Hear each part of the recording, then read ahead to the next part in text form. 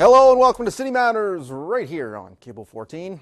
I'm Mike Fortune. Thanks for tuning in on our show today. A look at Friday's final budget debate at City Hall and the decision to raise wages for only some of the city employees making minimum wage.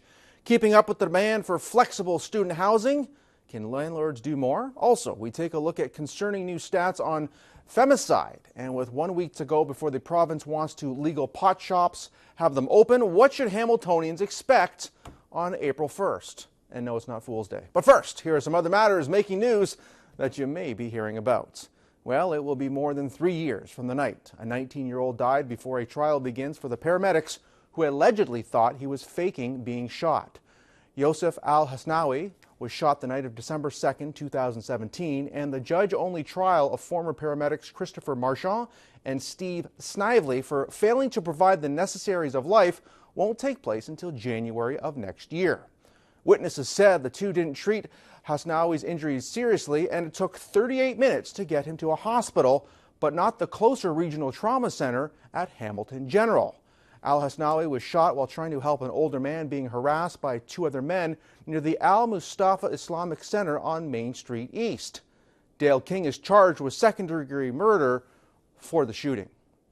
And a hearing into Brad Lamb's Television City proposal got underway this morning, confirming that city councilors voted down a confidential settlement proposal last week. The development on the current CHTV studios originally proposed two 30- and 40-story towers well above the escarpment height limit later proposed as a maximum for the area in the city's downtown secondary plan. The city rejection had already been appealed to ensure the hearing process fell under the rules more favorable to developers that changed last year.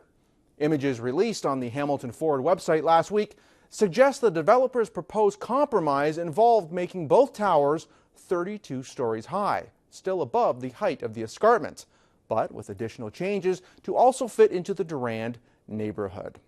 And the reconstruction of Locke Street enters a new phase today as the city completely reconstructs the roadway between Main Street West and Stanley Avenue.